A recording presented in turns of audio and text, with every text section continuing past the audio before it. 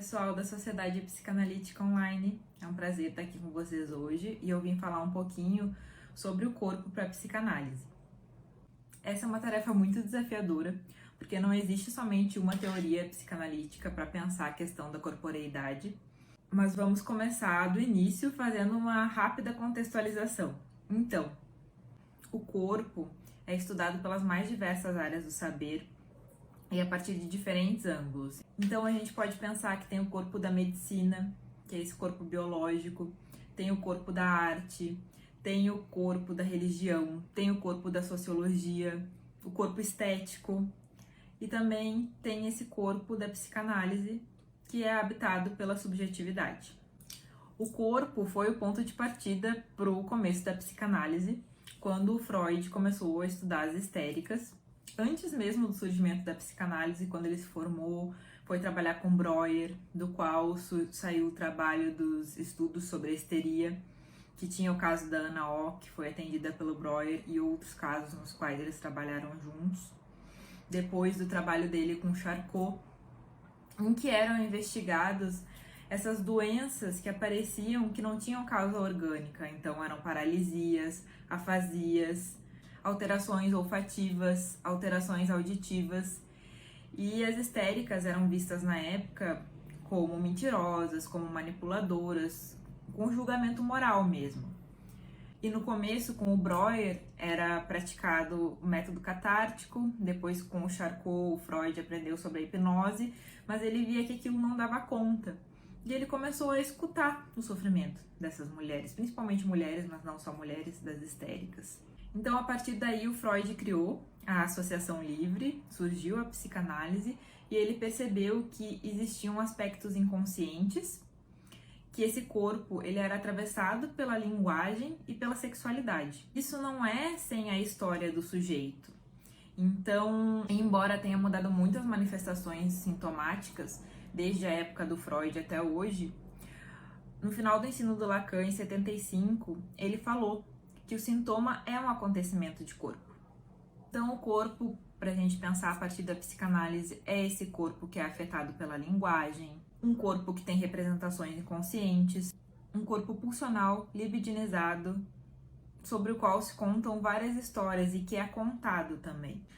Então, não sei se vocês já pensaram sobre isso, mas mesmo antes de alguém nascer, essa pessoa já é falada, é escolhido um nome. Quando fala assim, o meu filho vai ser parecido comigo, vai ser parecido com não sei quem, tem toda essa idealização e vai se falando sobre essa criança que não nasceu. Tudo isso vai dando corpo. Então, a gente pode dizer que o sujeito precede o seu corpo, que ele já está sendo pensado, nomeado ali antes mesmo de nascer, e que também ele fica após a morte desse corpo físico, porque esse sujeito deixa traços que ficam com as outras pessoas e que contam da sua história e dessa história compartilhada com os outros.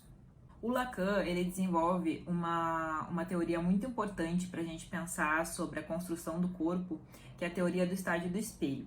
Então, essa ideia se baseia que o corpo próprio se constitui a partir do corpo do outro.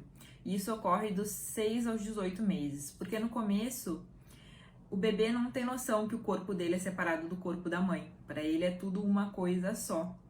É um sujeito que nasce prematuro.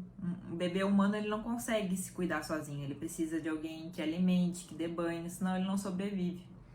Mas nessa época dos 6 aos 18 meses é quando ele começa a se olhar no espelho, mas ele se olha e quando ele olha no espelho, ele olha a imagem de um outro que olha para ele. Então isso se constrói a partir do olhar do outro. E essa imagem especular vai formando o corpinho dele. A partir daí ele também consegue perceber uma diferença entre ele e o mundo exterior. Então, não sei se vocês já pensaram nisso, mas quando vai alguém lá e vai libidinizando esse corpinho. Ai, que pezinho bonitinho, precisa de alguém que faça isso. Ai, essa é minha barriguinha, de quem é essa barriguinha, e esses pezinhos, e esse corpinho.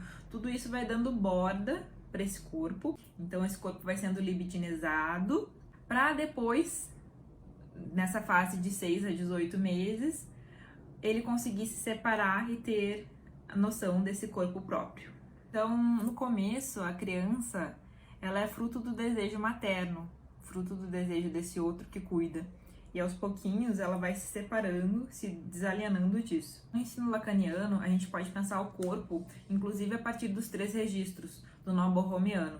Tem o corpo simbólico, que é esse corpo afetado pela linguagem. Tem o corpo imaginário, que é esse primeiro corpo, que é o corpo da imagem, e o corpo real, que é o corpo que goza. Então, de que forma que a gente vai pensar que o analista vai se haver com esse corpo do analisando? A partir da palavra. Ele intervém sobre o inconsciente, ali no que ocorre numa análise, na associação livre, e isso vai se deslocando. A gente precisa pensar também que tudo isso é atravessado pela cultura. Então, muitas vezes acontece essa dicotomia de tem um corpo e uma mente, de que isso é separado, mas pensando que é um corpo afetado pela linguagem, que é um corpo falante, mas que antes de ser falante foi falado, a gente não pode deixar de pensar que esse corpo não aparece somente nos sintomas físicos, psicossomáticos, transtornos alimentares, mas que para que cada esse acontecimento de corpo ocorre de uma forma diferente. Sim, a gente vive numa cultura que tenta deixar cada vez essa dicotomia maior.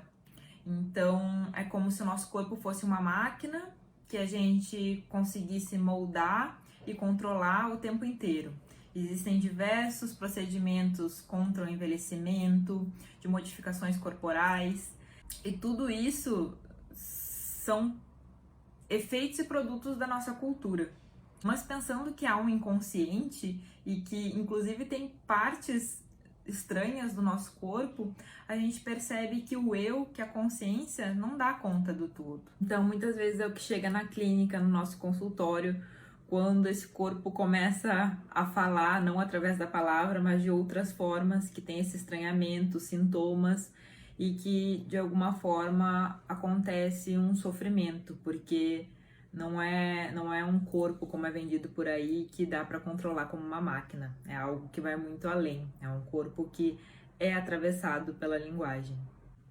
E um dos trabalhos do analista é poder escutar e dar voz a esse corpo, que muitas vezes é calado e aparece em ato, através de vários tipos de sintomas.